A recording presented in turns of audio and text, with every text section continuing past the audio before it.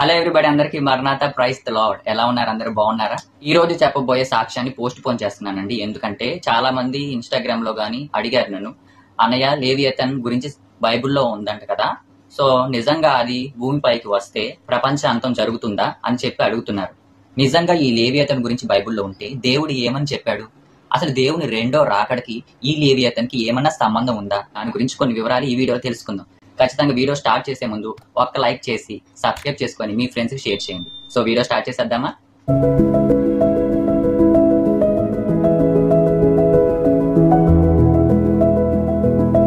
లేవియతన్ అదొక సముద్ర రాక్షసి. ఈ లేవియతన్ అనేది 5,000 కిలోమీటర్ల సముద్ర అట్టడుగు భాగంలో ఉంటుందన్నమాట. దాదాపు దీని పొడవే 800 కిలోమీటర్ల వైశాల్యం ఉంటుంది. దాని తల వచ్చేసి మన 2 తెలుగు రాష్ట్రాలు కలిపితే ఎంత ఉంటుందో అంత పెద్దగా ఉంటుందన్నమాట. జూయిష్ పురాణాల్లో అనేక శాస్త్రాల్లోనూ దీని గురించి ఉందని చెప్పి అందరూ అంటూ ఉంటున్నారు. NOAA అనే సంస్థ వారు 1997లో అంటార్కిటికా వెళ్తుంటే ఆ సముద్ర అట్టడుగు భాగాల్లో కొన్ని శబ్దాలు వాళ్ళు క్యాప్చర్ చేశారు.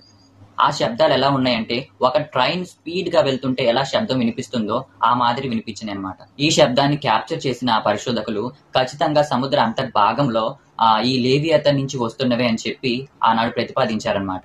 దాని ఆడియో కూడా ఈ రకంగా ఉంటుంది.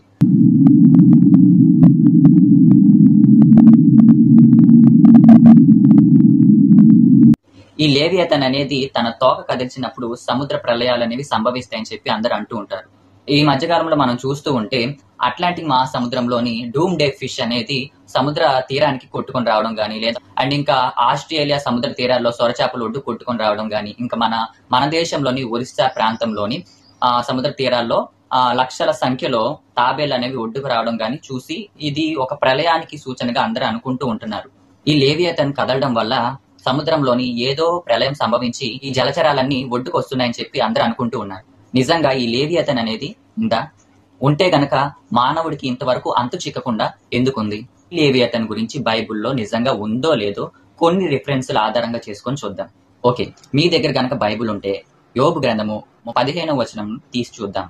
ఇక్కడ ఏంటంటే, నేను చేసిన నీటి గుర్రమును నీవు చూచి ఉన్నావు కదా, ఎద్దువలే అది గడ్డి మేయును, దాని శక్తి దాని నడుములో ఉన్నది, దాని బలము దాని కడుపు నరములో ఉన్నది, దేవదారు కొమ్మ వంగునట్లు అది తన తోకను వంచును, దాని తొడలు నరములు దిట్టముగా సంధించబడి ఉన్నవి. సో ఈ అధ్యాయంలో దేవుడు ఏం చెప్తున్నాడంటే, ఆయన ఒక నీటి గుర్రాన్ని చేశాడనమాట. ఆ నీటి గుర్రం ఎలా ఉంటుంది? దాని యొక్క శక్తి అనేది దాని కడుపులో ఉంటదన్నమాట. దాని యొక్క బలం అనేది దాని కడుపు నరంలో ఉంటదన్నమాట. సో దాని తోక అనేది దేవదారు చెట్టు వంగునట్లు వంచుతుంది. అంటే చాలా పెద్దగా ఉంటుంది అనమాట. అది ఒక ఎద్దులాగా గడ్డి తింటుందంట. అంటే ఒక మాన్స్టర్, సముద్రంలో ఉండే మాన్స్టర్ అనేది భూమిపైకి వచ్చి గడ్డి తినలేదు కదా, కాబట్టి దేవుడు కలుగు చేసిన ఈ నీటి గుర్రం అనేది లేవియతన్ అనేది కాదు. సో ఇప్పుడు 41వ అధ్యాయంలో ఏముందో చూద్దాము.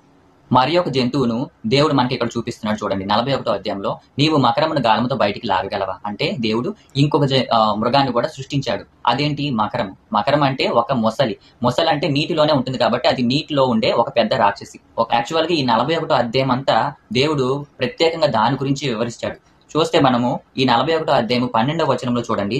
దాని అవయవములను గూచి అయినను, దాని మహాబలమును గూచి అయినను, దాని చక్కని తీరును గూచి అయినను పలుకక మౌనముగా నుండని గట్టి పొలుసులు దానికి అతిశయాస్పదము, ఎవరునూ తీయలేని ముద్ర చేత అవి సంతన చేయబడి ఉన్నవి, అవి ఒకదానితో ఒకటి హత్తుకొని ఉన్నవి, వాటి మధ్య గాలి ఏమాత్రము జ్వరనేరదు. అంటే ఆ జంతువుకున్న పొలుసులు అనేవి చాలా గట్టిగా, గాలి కూడా చొరబడనంత మిళితమైపోయి ఉంటాయన్నమాట. పొలుసులు అంత గట్టి పొలుసులు కలిగి ఉంటుందన్నమాట ఆ యొక్క క్రూర మృగం అనేది. ఇక్కడ మనం 18వ వచనంలో చూస్తే దాని యొక్క స్టామినా చెప్తున్నాడు చూడండి. అది తుమ్మగా వెలుగు ప్రకాశించును, దాని కన్నులు ఉదయకాలపు కనురెప్పల వలె నున్నవి, దాని నోట నుండి జ్వాలలు బయలుదేరును, అగ్ని కణములు దాని నుండి లేచును అని చెప్పి దేవుడు చెప్తున్నాడు. ఇదంతా ఈ చివరి వరకు ఈ యొక్క గ్రంథంలో దాని గురించి దేవుడు చెప్తున్నాడు. అది అంత భయంకరంగా ఉంటుంది. 20వ వచనంలో చూస్తే మనం, ఉడుకుచున్న కాగుల నుండి జమ్ము మంట మీద కాగుచున్న బాణలో నుండి పొగలేచునట్లు దాని నాసికా రంధ్రంలో నుండి లేచును, దాని ఊపిరి నిప్పులను రాజబెట్టును, దాని నోట నుండి జ్వాలలు బయలుదేరును. అంటే అది దాని చుట్టూ వాతావరణం కూడా ఎలా ఉంటుందంటే చాలా వేడిగా ఉంటుంది. అండ్ దాని నోట నుండి, దాని ఊపిరి నుండి కూడా జ్వాలలు బయలుదేరుతాయని చెప్పి దేవుడు ఎంత భయంకరంగా మనం ముందు చూసాము నీటి గుర్రం, దానికన్నా భయంకరంగా ఈ యొక్క మృగం అనేది ఉంటుందని దేవుడు చెప్తున్నాడు. అండ్ మనం 31వ వచనంలో కూడా చూస్తే, కాగు మసలునట్లు మహాసముద్రంను అది పొంగ చేయును, సముద్రంను తైలము వలె చేయును. అది తాను నడిచిన త్రోవను తన వెనుక ప్రకాశింపజేయును. చూచిన వారికి సముద్రము నెరసిన వెంట్రుకలుగా తోచును. అది భయము లేనిదిగా సృజింపబడినది, భూమి మీద దాని వంటిది ఏదీ లేదు. అది గొప్ప వాటినన్నిటిని తిరస్కరించును, గర్వించిన జంతువులన్నిటికీ అది రాజు. నిజమే, దేవుడు ఈ జంతువుని చాలా సామర్థ్యం గలదానిగా వివరించాడు. అంటే దాని నోట నుండి జ్వాలలు బయలుదేరతాయి, అలాగే అది సముద్రంను పొంగ చేస్తుంది. ఈ 2 అధ్యాయంలో దేవుడు 2 మృగాల గురించి చెప్పాడు. ఒకటి నీటి గుర్రము, రెండోది ఏంటంటే మకరము. సో ఈ 2 నిజంగానే చాలా భయంకరమైనవి. నీటి గుర్రం కన్నా మకరం అనేది ఇంకా శక్తి సామర్థ్యాలు గలది, భయంకరమైనదిగా దేవుడు అభివర్ణించాడు. దేవుడు అంత శక్తి సామర్థ్యాలతో దాన్ని సృష్టించాడని, ఆయన యొక్క ప్రభావాన్ని గురించి యోబు భక్తుడికి దేవుడు చెప్తున్నాడు. కానీ అవి ప్రళయానికి సూచనగా దేవుడు చెప్పినట్టు లేదు. వాటి ద్వారా ప్రపంచాన్ని అంతం చేసేస్తాను అని కూడా దేవుడు చెప్పలేదు ఇక్కడ. అండ్ నేను మీకు ఇంకో రిఫరెన్స్ చూపిస్తాను. కీర్తనల గ్రంథము 104వ అధ్యాయము 25వ వచనము చూడండి.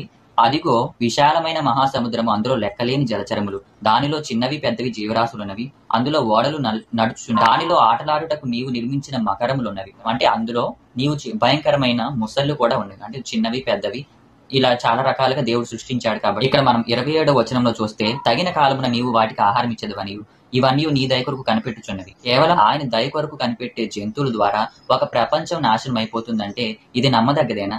ఇప్పుడు మన కీర్తనల గ్రంథము 74వ అధ్యాయము 14వ వచనం చూద్దాము.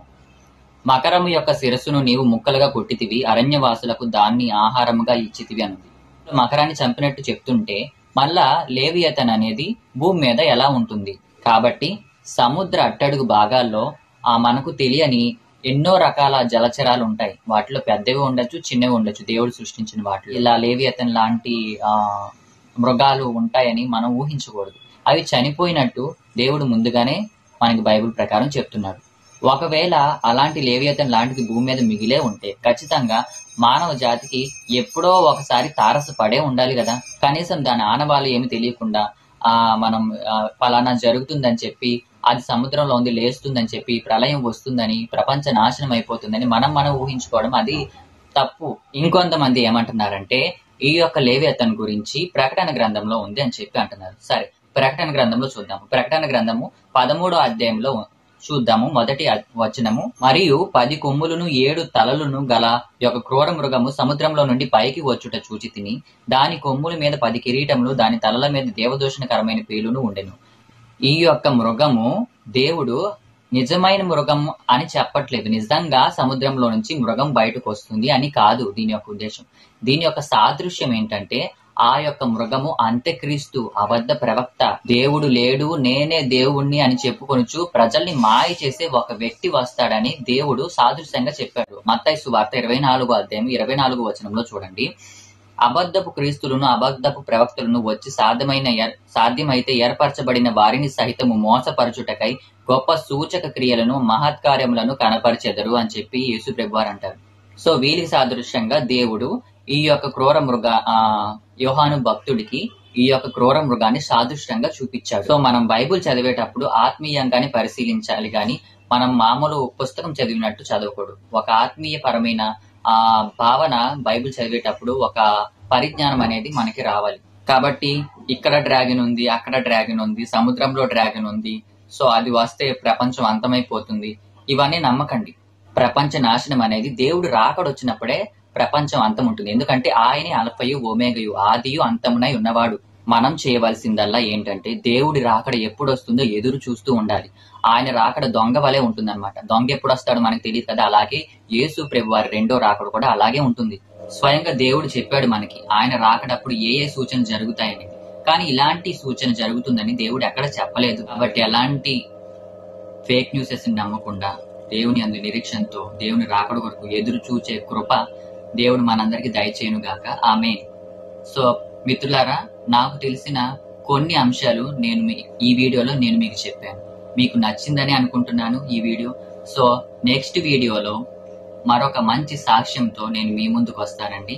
ఇలాంటి వీడియోస్ నేను ఇంకా చేయాలనుకుంటే మీ సపోర్ట్ ఇచ్చి నన్ను ఇంకా ముందుకు తీసుకెళ్తారని ఆశిస్తూ సెలవు తీసుకుంటున్నాను. ప్రైజ్ ది లార్డ్ అండి. అందరికీ మరణాత.